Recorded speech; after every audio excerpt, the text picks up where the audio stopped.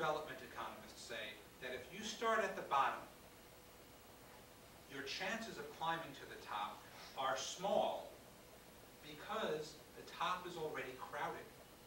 The first world countries have already cornered the market on all the high, with the value-added items, computer technology, things that take a lot of learning and sophistication to produce. So the markets, the only markets that are left to them are for primary goods, whether that's mining, oil, extraction of raw materials, agriculture. I don't know which is correct. I suspect somewhere in between the truth lies. There are still opportunities. Korea, although a latecomer, took advantage of some of those opportunities. Other countries are struggling immensely. I would also add to this list, if your country has a high debt burden, I don't see any way out of that cycle, because many countries in Africa have to keep lowering their national budgets, what they pay in education, healthcare, certain human services, because they're paying off horrible debts, most of which were accumulated during an era of what I call kleptocrats, leaders who stole everything.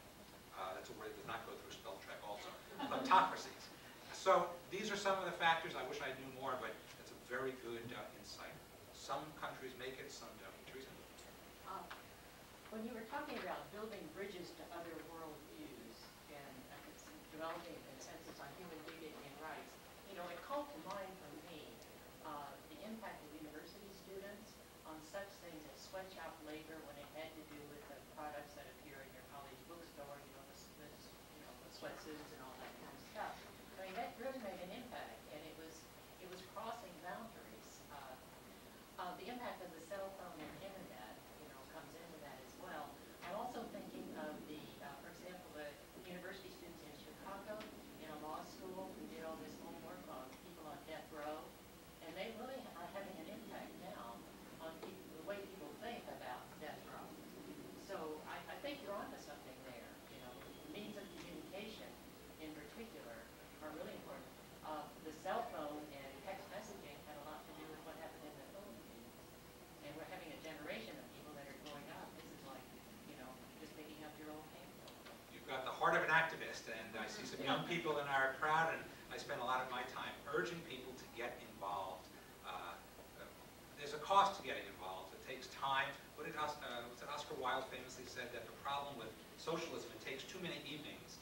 I joined too many committees recently. I won the Cambridge Peace Commission and the Clergy Housing Alliance, and it does take time and effort. But I really do like your point about that overlapping consensus that I mentioned. I'm still working on that bundle of concepts in my talk. I think that the point that I really want to get at there is you need not be a Catholic or a Christian or maybe even a person of faith at all, a religious faith in the traditional sense.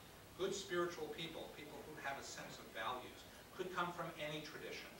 And it could be philosopher, you know, inspired by some philosopher. But they get the message, and the coalitions that you mentioned are very impressive. They get the message that people matter, and whether you ground that in Catholic theology or a Jewish sense of social involvement or, I don't know, whatever other philosopher inspires you, get involved. It's such an important thing in our world today.